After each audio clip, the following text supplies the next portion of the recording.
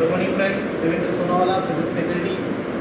So today we discuss about some extra questions of electric field and electric charge. So यहाँ पे एक question दिया गया है, हमें उसको सॉल्व करना है, राइट। क्वेश्चन हम लोग पढ़ता है इलेक्ट्रिक डाइपोल के बेसिस पर है, राइट। और कंटिन्यूस चार्ज डिस्ट्रीब्यूशन, दो कॉन्सेप्ट को यहाँ पे कंबाइन किया गया है। ध्यान से देखिएगा, यहाँ पे मैंने दो कॉन्सेप्ट को कंबाइन किया गया है, राइट। चलिए, कौन से दो कॉन्सेप्ट है? एक तो है लीनियर चार्ज डिस्ट्रीब्यूशन, ध्यान से सुनना।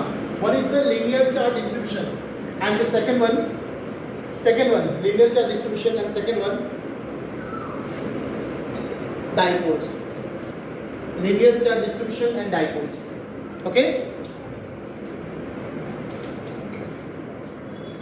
चलिए क्वेश्चन हम लोग पढ़ते हैं। An electric dipole is prepared by taking two electric charges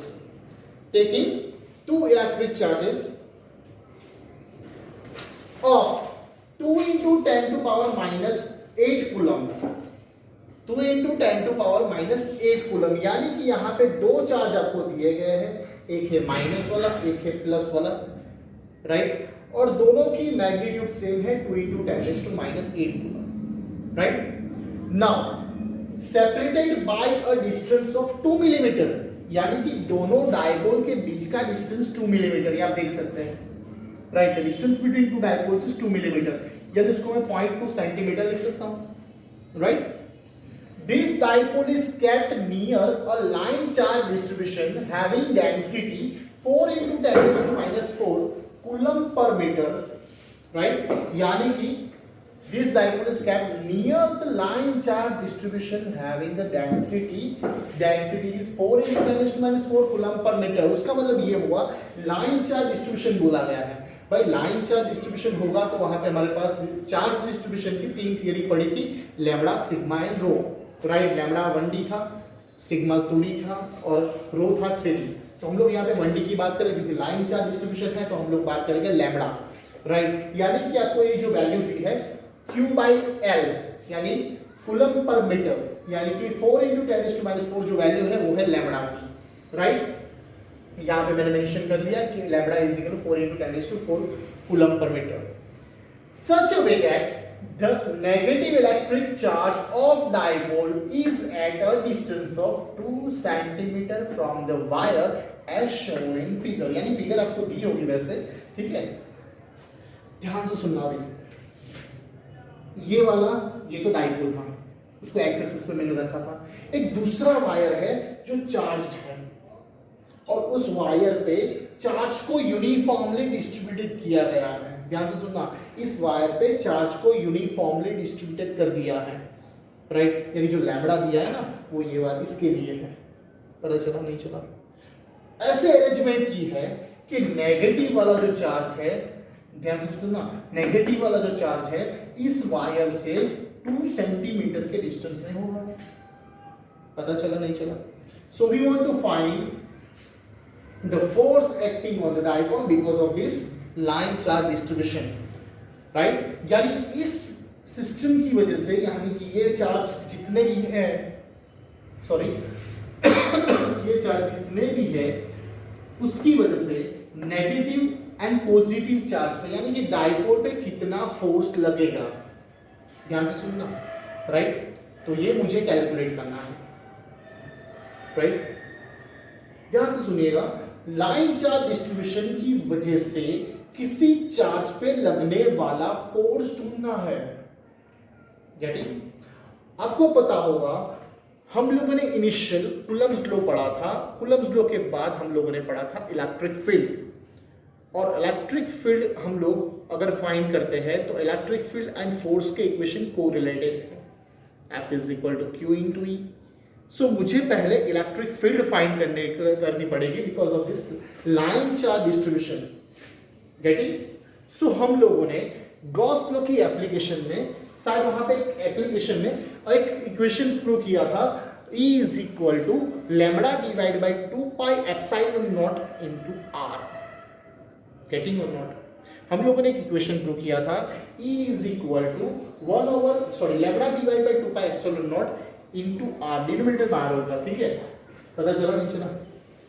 मुझे यही इक्वेशन का यूज करके पहले electric field due to right this charge wire मुझे वो जनरेट करना है। Then after we decide that because of this charge, because of this electric field of this charge, the line charge distribution, force on negative charge, and because of this electric field of this line charge distribution, force on positive charge. Getting? So हमारा first step होगा कि मुझे force find करने के लिए पहले electric field को find करना पड़ेगा। जैसे कि इलेक्ट्रिक फील्ड की इक्वेशन हमारे पास तो थी, जैसे कि इलेक्ट्रिक फील्ड की इक्वेशन किसके लिए थी? इलेक्ट्रिक फील्ड की इक्वेशन जनरली मैं पॉइंट चार्ज के लिए हूँ, k q by r square, generally पता चला नहीं चला। अगर मैं सिर्फ डाइपोल के बारे में बात करूँ, सिर्फ डाइपोल, तो इलेक्ट्रिक फील्ड कुछ और होगी, जैसे कि ऑन द एक्सिस होगा, हम लोगों ने पढ़ा था, पता है, on the axis 2k³ by r square r cube and k³ by r cube, I think so, right. तो ऐसे इक्वेशन हम लोगों ने प्रूव किए थे। 2kp, sorry, on the axis होगा 2kp by r cube, okay, 2kp by r cube and r square होगा शायद, right. And suppose r cube ले लीजिए, जेड क्यूब ले लीजिए, कुछ भी ले लीजिए, ठीक है, ऐसा कुछ प्रॉब्लम नहीं है। डिस्टेंस जितना भी ले लूँ मैं, जेड हम लोगों ने थियरी में जेड लिया था 2kp बाई जेड, तो 2kp बाई जेड क्यूब होगा ऑन द एक्सिस के लिए, और इक्वेटर के लिए हम लोगों ने -kp by y cube, I think so y distance लिया था, ठीक है। तो ये अप्लाई कर सकते हैं इलेक्ट्रिक फील्ड, ठीक है। कुछ अलग होगा, मतलब कंडीशन देखनी पड़ती है कि कौन सी कंडीशन में कौन सा इलेक्ट्रिक फील्ड लगता है, ठीक है। तो यहाँ तो मुझे electric field because of this charge थोड़ी चाहिए, चार्ज पे तो फोर्स लग रहा है, डाइपोल पे तो फोर्स लग रहा है, तो ठीक है, मैं डाइपोल के इलेक्ट्रिक फील्ड की बात नहीं कर रहा। डाइपोल की ध्यान से सुनना, आपको ऐसा लगेगा भाई डाइपोल तो है ना, तो डाइपोल की इलेक्ट्रिक फील्ड लेंगे, नहीं, ध्यान से सुनो क्वेश्चन क्या है। क्वेश्चन ये है कि ये लाइन चार्ज डिस्ट्रीब्यूशन की वजह से इन दोनों डाइपोल पे फोर्स लग रहा है, उसका मतलब ये हुआ कि जो फोर्स लगा रहा है ना उसकी इलेक्ट्रिक फील्ड चाहिए, नहीं कि जिस पे फोर्स लग रहा है उसकी इलेक्ट्रिक फील्ड। समझ में आ रहा नहीं है ना, ठीक है, राइट। तो फोर्स कौन लगा रहा है यार, तो ये चार्ज डिस्ट्रीब्यूशन, तो मुझे उसकी इलेक्ट्रिक फील्ड चाहिए, एंड मुझे, हम लोगों ने ये इक्वेशन प्रूव किया है, E is equal to lambda divide by 2 pi epsilon naught into r, पता चला नहीं चला, राइट। सो आर, इक्वेशन में आर आ रहा है, ठीक है, इक्वेशन में क्या आ रहा है, आर, ध्यान से सुनो, आर आएगा, ठीक है, तो होगा क्या, आर अगर आएगा तो वहां पे आर की मेरे पास दो वैल्यू है, because of the negative charge r minus, because of the positive charge r plus. So negative charge होगा तो नेगेटिव चार्ज के लिए आपके पास डिस्टेंस ऑलरेडी मेंशन है 2 सेंटीमीटर, यानी ये लाइन से यहां तक का नेगेटिव चार्ज का डिस्टेंस होगा 2 सेंटीमीटर, राइट। सो उसको मैं डायरेक्टली कन्वर्ट कर दूंगा, यहाँ पे 2 सेंटीमीटर 2 × 10⁻² मीटर, और यहाँ पे पॉजिटिव चार्ज का आपको देखना पड़ेगा, ये 2 सेंटीमीटर था, 2 मिलीमीटर, मिलीमीटर को पहले कन्वर्ट कर लो सेंटीमीटर में, यानी 0.2 सेंटीमीटर, 2 + 0.2 यानी 2.2 हो जाएगा, यानी 2.2 सेंटीमीटर उसको मीटर में कन्वर्ट करके 10⁻² मल्टीप्लाइड कर दो, it's a very easy process, ठीक है। नाउ मैंने जैसे बताया आपको कि electric field due to line charge distribution, ध्यान देंगे यहाँ पर हम लोग लिखेंगे electric field due to line charge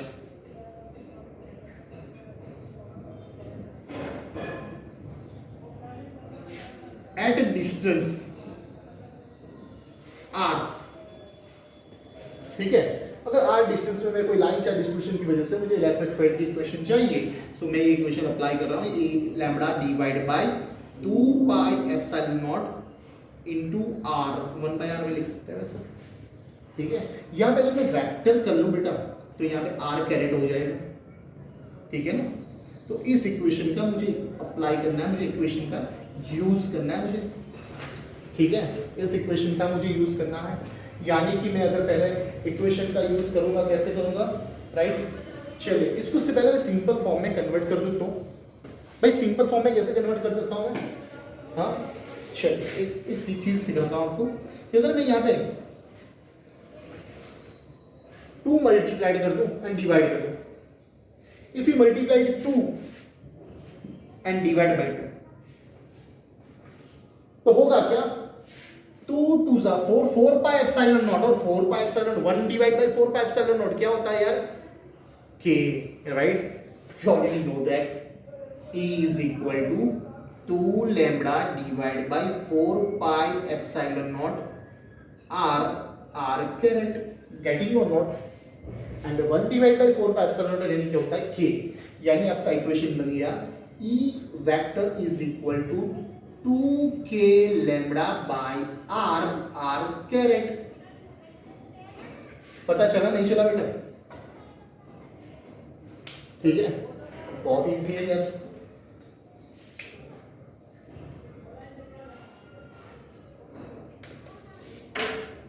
ना ध्यान से देखिए. We want to find force acting on the dipole because of this electric field. यानी इस चार्ज के इलेक्ट्रिक फील्ड में ये दोनों डाइपोल है तो उस पे फोर्स लगेगा. ठीक है, तो वो फोर्स फाइंड करने की इक्वेशन है हमारा generalise equation F is equal to Q into E. ठीक है, चलिए तो पहले हम लोग माइनस वाला लगाते हैं. F माइनस कर दूं अगर मैं, ठीक है, तो F minus is equal to, भाई हम लोगों को माइनस यहाँ पे वेक्टर लिख रहा हूँ इसलिए माइनस लिखना जरूरी होगा बेटा. ठीक है भाई, Q तो माइनस अपनी जगह पे होगा. E क्या है आपके पास भाई? 2k lambda divide by r caret, ऐसा लिख सकते हैं. ठीक है, पता चला नहीं चला? गेटिंग और नोट? भाई इस तरफ लगेगा ना यार, ये प्लस ये माइनस, अट्रैक्शन, इस तरफ फोर्स लगेगा, प्यार हो जाएगा उसको, इस तरफ फोर्स लगेगा, यानी कि वो एक्स एक्सिस के ऑपोजिट डायरेक्शन में है. सो यहाँ पे माइनस आई कैरेट, माइनस ये और आई कैरेट ऐसे लिख सकता हूं मैं. पता चला नहीं चला? So F minus is equal to minus 2k lambda Q by r caret I cap.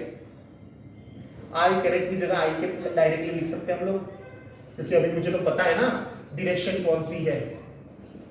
Are carat लिखने की जरूरत नहीं है मुझे, अभी मुझे आर कैरेट लिखने की जरूरत नहीं है. मुझे पता है अभी कि आई कैप है या कौन सा कैप है, कौन सी डायरेक्शन में जा रहा है, इसलिए आई कैप लिख सकते हैं यहाँ पे अभी. ठीक है, ये मिल गया मुझे equation number 3. Same way similarly, ठीक है, अभी हम लोग बात करेंगे F प्लस की. भाई ये प्लस तो क्या होगा? दुश्मनी, ये इस तरफ भागेगा यानी पॉजिटिव एक्स डायरेक्शन में जाएगा, और प्लस आएगा 2k lambda Q by r I cap. Plus में होगा भैया, पता चला नहीं चला? 4th number. बोले कोई प्रॉब्लम है यहाँ पे? ठीक है, अभी आपको पता है यहाँ पे r के दो वैल्यू है, जैसे कि यहाँ पे r के दो वैल्यू है माइनस और ये माइनस होगा, ये प्लस में है तो प्लस होगा 2k lambda Q by r. Right, चलिए यहाँ पे अभी आपको दोनों का नेट ढूंढना है. तो नेट कैसे ढूंढेंगे? तो दोनों फोर्स का एडिशन करना पड़ेगा. राइट, तो F is equal to resultant force is equal to F plus F minus, तो यहां से कॉमन क्या निकल रहा है? 2k lambda Q, 2k lambda Q common, 1 divide by r plus minus 1 divide by r minus into I caret common निकाल लो. पता चला नहीं चला? चलिए, सो दैट यहाँ पे आपको जस्ट कुछ नहीं करना बेटा, वैल्यू ही रखनी है सभी की. ठीक है, वैल्यू रख दोगे आंसर आ जाएगा. It's very easy process. देखो क्या है, 2k की value 9 into 10 to power 9, lambda की वैल्यू आपको दी गई है 4 इंटू 10 टू पावर 4. ठीक है, Q की वैल्यू क्या है भाई? Q की value 2 into 10 to power minus 8. ठीक है, and 1 over r plus is 2.2 into 10 to power minus 2 minus 1 divide by 2 into 10 to power minus 2. ठीक है, इसकी कैलकुलेशन करेंगे, फाइनल आंसर आपका आएगा माइनस 0.6545. राइट, ये आपको फाइनल फोर्स मिलेगा बेटा, ये वाला. ठीक है, कैलकुलेशन करने पर आपको आंसर ये मिलेगा यहाँ पे, ठीक है, गेटिंग और नॉट। सो ये क्वेश्चन आप ऐसे कर सकते हैं। समझना पड़ेगा बेटा कि पहले कौन इलेक्ट्रिक फील्ड जनरेट करता है और किस पे फोर्स लगता है, राइट, और उसकी वजह से डिसाइड होता है कि कौन सा आपको इलेक्ट्रिक फील्ड की इक्वेशन सिलेक्ट करनी है, right, okay. So next example, a particle of mass small m and charge small q is attached to the one end of the thread, right। एक स्ट्रिंग यहाँ पे लगाई गई, थ्रेड उसके एक एंड पे यहाँ पे एक छोटा सा चार्ज रखा है q, right। The other end of the thread is attached to the large vertical positively charged plates, okay, having surface charge density sigma। दूसरी तरफ एक एंड जिसका अटैच था वहां से यहाँ पे आप देख सकते हैं एक प्लेट लगाई गई है और उस प्लेट का चार्ज को यूनिफॉर्मली डिस्ट्रीब्यूट कर दिया यहाँ पे, ओके। ये भी चार्ज पॉजिटिव, इसमें भी पॉजिटिवली चार्ज डिस्ट्रीब्यूट हो चुके हैं। Find the angle the thread make with the plate vertical in equilibrium, यानी कि मुझे ये एंगल थीटा फाइंड करना है कि थीटा कितना होगा, ठीक है।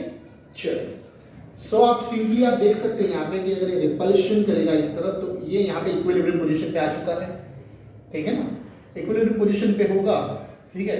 इक्विलिब्रियम पता है ना क्या होता है, हाँ, मान लीजिए उसको मैं यहाँ से पकड़कर ऐसे ले जाऊं और रिलीज कर दूं, ठीक है, या फिर उसको अंदर धकेलूं और रिलीज कर दूं, तो फिर से अपनी ओरिजिनल पोजीशन में आ जाएगा और वो पोजीशन होती है इक्विलिब्रियम पोजीशन। तो इस इक्विलिब्रियम पोजीशन में है, यानी कि मैं इक्विलिब्रियम पोजीशन में sigma fx is equal to 0, sigma fy is equal to 0 apply कर सकता हूं, राइट। हम लोगों ने 5th नंबर चैप्टर 11 का, आपको ये याद हो तो, इक्विलिब्रियम ऑफ फोर्स, ठीक है, पढ़ा था, और वहां पे आप देखे थे कि मैं sigma fx is equal to 0, sigma fy is equal to 0 कब अप्लाई कर सकता हूं, net force applied on this charge will be 0, okay. So that यहाँ पे स्ट्रिंग पे लग रहा है टेंसाइल फोर्स, ठीक है।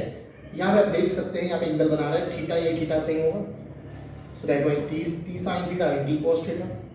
यहाँ पे फोर्स लग रहा है तो इस तरफ होगा, यानी कि रिपल्शन कर रहा है तो इस तरफ होगा QE एंड डाउनवर्ड डायरेक्शन में होगा mg, राइट। भाई फोर्स किस पे लग रहा है, इस चार्ज पे। कौन लगा रहा है, दिस प्लेट। और ये प्लेट कैसी है, प्लेट पे चार्ज कितने हैं, बहुत सारे। कैसे डिस्ट्रीब्यूट करते हैं, लीनियर डिस्ट्रीब्यूट किया है, यूनिफॉर्म डिस्ट्रीब्यूट कर दिया है, तो आपको माइंड में आना चाहिए, ठीक है। Surface charge distribution, Gauss law application, applications of Gauss law, second वाला, ठीक है। पता चला electric field due to the plane sheet, पता है, एक प्लेन सीट ली थी, उसमें एक सिलेंडर को हम लोगों ने डाला था, याद आया कुछ, तो वहाँ पे नेट इलेक्ट्रिक फील्ड आपको मिलेगी E is equal sigma divide by 2 epsilon not, right. चलो, so E is equal to sigma divided by 2 epsilon naught is the electric field due to this plate, uniformly charged plate, okay।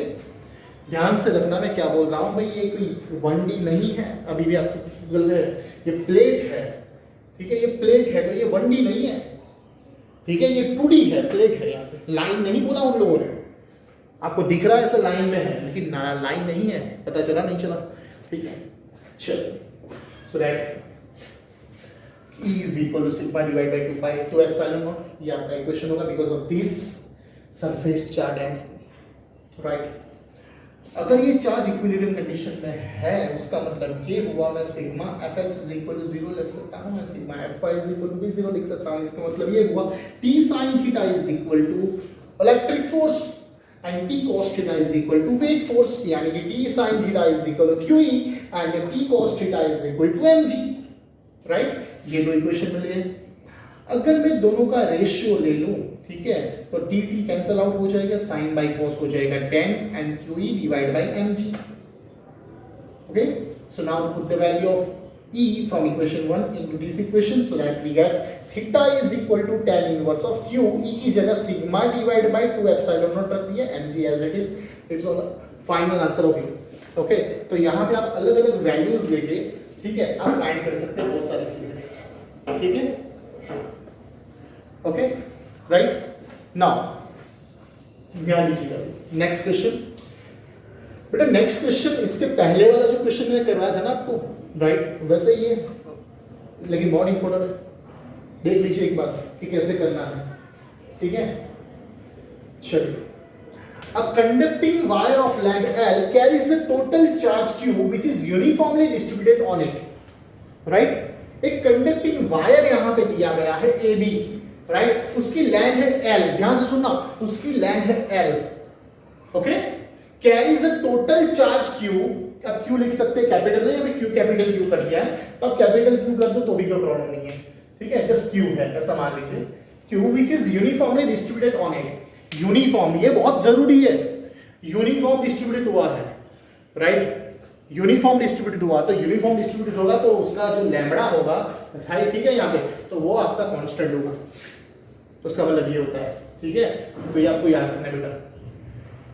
Now find electric field at a point located on the axis of the wire at a distance a from the near and, okay? क्या बोला कि इन सभी चार्जों की वजह से, ध्यान से सुनना, इन सभी चार्जों की वजह से इस वायर के ही एक्सिस पे कोई पॉइंट आया गया है, उस पॉइंट पे मुझे इलेक्ट्रिक फील्ड फाइंड करनी है, और वो पॉइंट उसके नजदीक वाले एंड से a दूरी पे है, a डिस्टेंस पे है, पता चला नहीं चला, राइट? ठीक है, ध्यान दीजिए, फिर से मैं क्या बोल रहा हूं, ठीक है? Find the electric field eight which point, right, at a point located on the axis of this wire, located on the axis of this wire, okay, and at a distance of a from the near end, okay, nearer end यानी कि नजदीक वाला जो and है वहां से a distance पे, ठीक है, वो कोई पॉइंट आया हुआ है, और उस पॉइंट पे इन सभी चार्ज की वजह से नेट इलेक्ट्रिक फील्ड मुझे फाइंड करनी है, ठीक है? चलिए, तो भैया मैंने आपको कल भी एक क्वेश्चंस करवाया था, ऐसा ही था, छोटा सा हम लोगों ने आर्क लिया था, सर्कल लिया था, बताओ तो कल मैंने, ठीक है, एक उसकी सर्कमफ्रेंस पे चार्ज को यूनिफॉर्मली डिस्ट्रीब्यूट कर दिया था हम लोगों ने, ठीक है ना, राइट? और बाद में हम लोगों ने उसकी कुछ टोटल चार्ज फाइंड करनी थी, राइट? तो मैंने क्या कर लिया था कि भाई छोटे से एक आर्क ले लिया उसमें, और छोटा सा आर्क में आया हुआ चार्ज कितना था, dq, और बाद में उसका इंटीग्रेशन कर लिया तो टोटल चार्ज मिल गया था। इट्स अ वेरी इजी, ये हम लोग प्रोसेस से अनजान नहीं है, हम लोग ने बहुत बार किया, इसका प्रैक्टिस भी बहुत बार की है, 11 में भी एंड 12 में भी, ठीक है? So that suppose this rod AB, wire AB is divided into large number of small segments, right? Select one segment having length is dx, which is situated at distance x from the point, that point which we can find electric field at that point, right? तो P point से x distance पे मैंने यहां पे एक छोटे से element को सिलेक्ट किया गया है, उसकी लेंथ है dx. First of all we want to find that what is the charge enclosed in this small element, okay? First of all we want to find what is the charge enclosed in this, including this small element dx. भाई छोटे से dx element में कितना charge होगा, कितना charge होगा?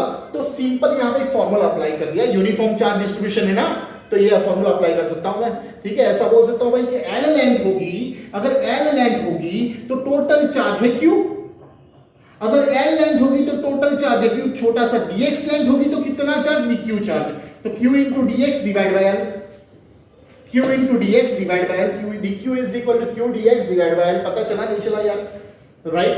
Now the electric field at point P due to dq charge, भाई ये पहले हम लोग फाइंड करेंगे कि इस छोटे से एलिमेंट में आया हुआ चार्ज जो dq है उसकी वजह से P पॉइंट पे मिलने वाले इलेक्ट्रिक फील्ड, उसकी वजह से P पॉइंट पे मिलने वाली इलेक्ट्रिक फील्ड, सो दैट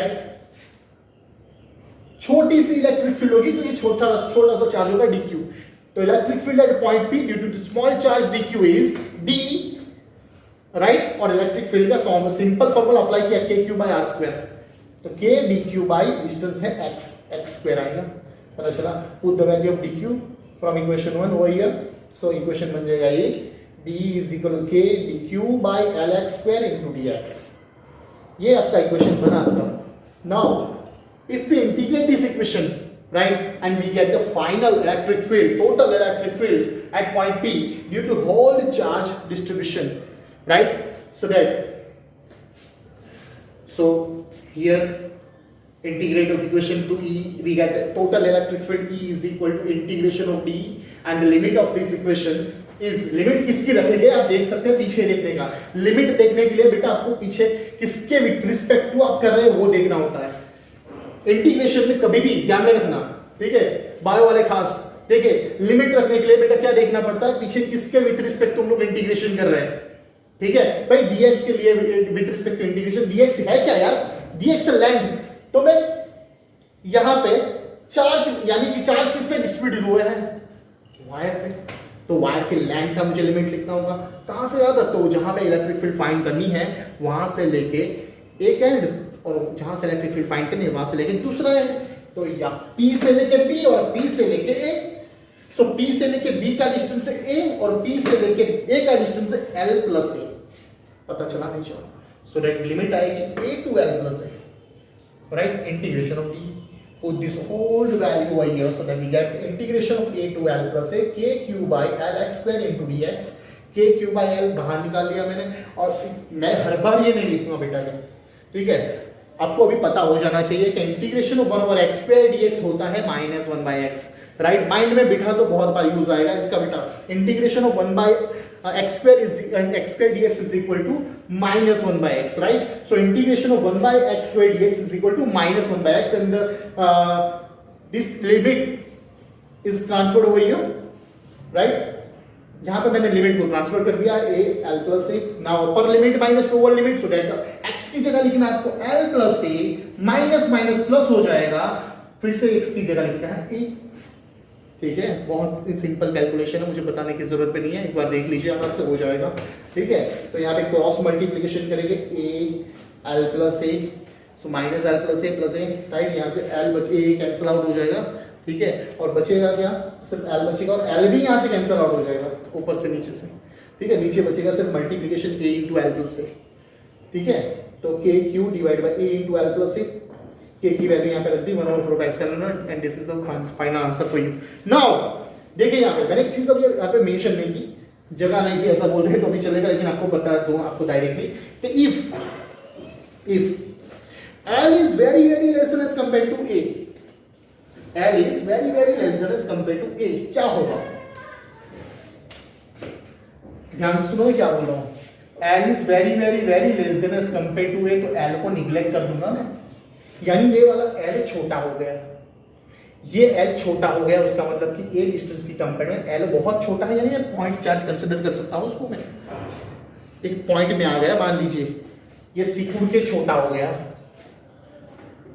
पता मैं क्या बोल रहा हूँ यार, l is वेरी छोटा, बहुत छोटा है, समझ में आ रहा नहीं आ रहा यार, तो ये small charge electric field due to small charge particle क्या होता है यार, a डिस्टेंस पे क्या होता है electric field, k q by a square, distance a है ना, ठीक है, जैसे कि इक्वेशन में देखो यार, ये इक्वेशन में देख लो, ठीक है, l को 0 ले लो, l को 0 ले लो क्योंकि l बहुत छोटा है, l को अगर 0 लगे इक्वेशन क्या बनेगा, k q by a square, k q by a square, तो we get this equation E is equal to k q by l square, पता चला नहीं चला बेटा, और ये इक्वेशन तो sorry a square, sorry a square, right, l को निगलेक्ट कर दिया हम लोगों ने, ठीक है, सो ये इक्वेशन तो पढ़ा हम लोगों ने यार, इलेक्ट्रिक फील्ड जब पढ़ा था ना हम लोगों ने 1947 में हम लोगों ने पढ़ा था, पता है आपको इलेक्ट्रिक फील्ड, तो तभी ये इक्वेशन हम लोगों ने इलेक्ट्रिक फील्ड में पहले ही दिन फाइंड कर लिया था, k q by r square, we have the value of r is a, so that we can put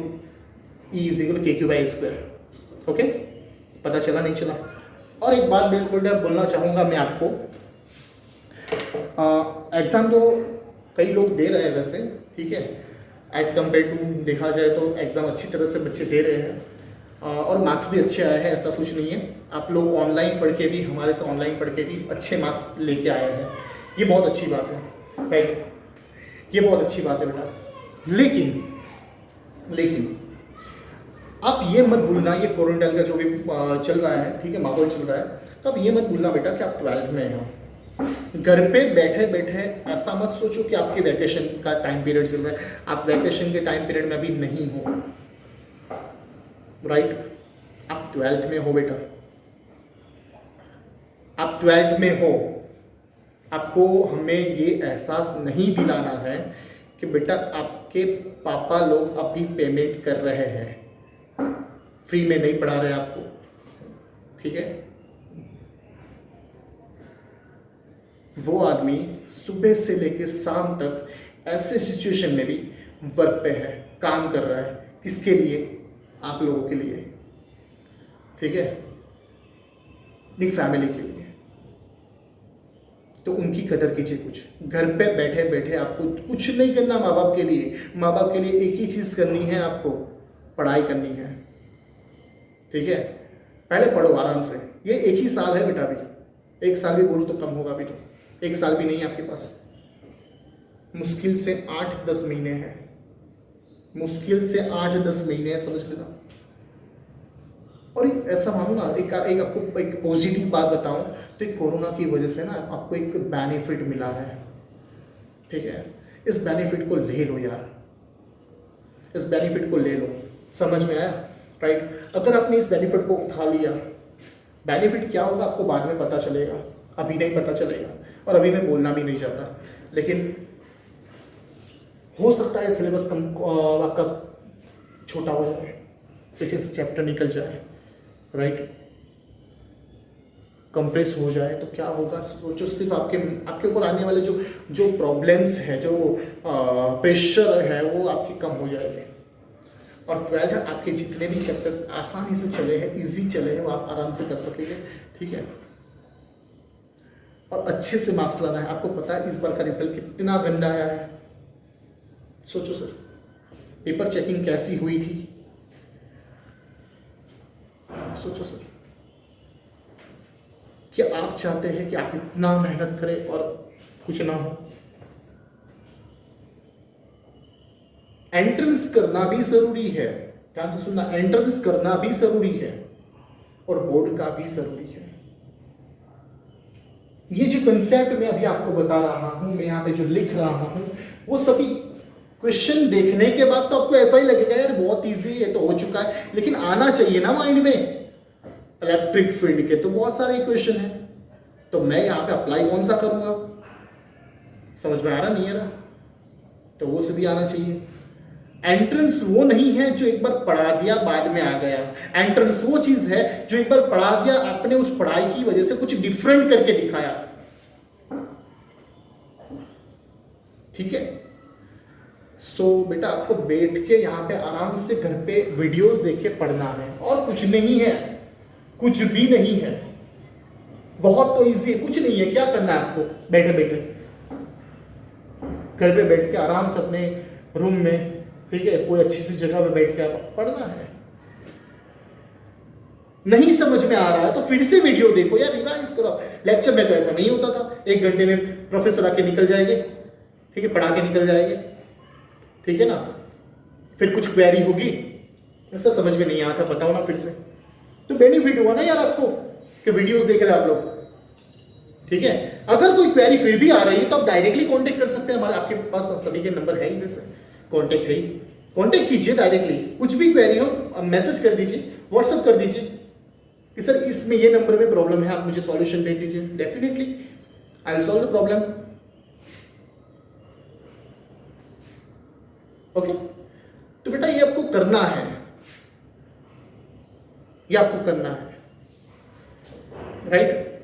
अभी लाइफ के आपके मान लीजिए कि 1 साल के बाद आप एंटर होने वाले हैं डिग्री के लिए। डिग्री के लिए सोचो, सिर्फ डिग्री, आपके नाम के पीछे MBBS, BHMS, BAMS, BE, BTech, electrical engineer, right, mechanical engineer, architect, whatever आप जो भी लाइन में जाना चाहते हैं, आपके पीछे वो चीज़ लगने वाली है। यानी कि आपकी कैरियर डिसाइड होगी बेटा कि आपको क्या बनना है, आपको क्या बनना है। और अगर आपने अभी ध्यान नहीं दिया तो कुछ नहीं होगा, अगर आपने अभी ध्यान नहीं दिया तो कुछ नहीं होगा, ठीक है। तो बी प्रिपेयर बेटा, ये नहीं चलेगा आपका, राइट। ऐसे पढ़ रहे हो ना आप, रैंडम मत पढ़ो। मैंने पहले भी बताया था आपको कि टाइम टेबल बना लीजिए, फॉलो कीजिए उसको, लेक्चर कंप्लीट होने के बाद उसको रिवाइज करिए, फिर से देखिए, एक नोट्स बना लीजिए, एक नोट्स बना लीजिए, पीडीएफ जो मैंने भेजी थी वो पीडीएफ को देखिए, उनमें से नोट्स बना लीजिए, अपनी खुद की नोट बनाइए, राइट। मुझे ऐसा पहले डर था, बात सुनिएगा, मुझे पहले ऐसा डर था कि आप पहले ही वाली थियरी अच्छे से नहीं लिख पाते थे, ठीक है, तो इलेक्ट्रिक फील्ड की थियरी कैसे लिखेंगे, लेकिन नहीं, आप लोगों ने सही में सभी जो 2-3 एग्ज़ाम हमारी गई है, वो 3 एग्ज़ाम में भी बहुत सारे बच्चों ने अच्छे से थियरी लिखी है, लंबी लंबी थियरियाँ जो थी वो अच्छे से प्रिपेयर करके लिखी है। आई एम वेरी हैप्पी, ठीक है, बहुत अच्छे से लिखा है आप लोगों ने, तो वही बरकरार रखना है बेटा, ठीक है। चलिए, तो हम लोग बाद में बात करेंगे अभी, ओके। सो नेक्स्ट लेक्चर अभी हम लोग का कल होगा, और हम लोग आई थिंक सो स्टार्ट करेंगे, कोई एक्स्ट्रा क्वेश्चन होता है तो हम लोग बात कर लेंगे, वरना हम लोग नेक्स्ट 4th चैप्टर स्टार्ट करने वाले हैं, ठीक है। Good bye.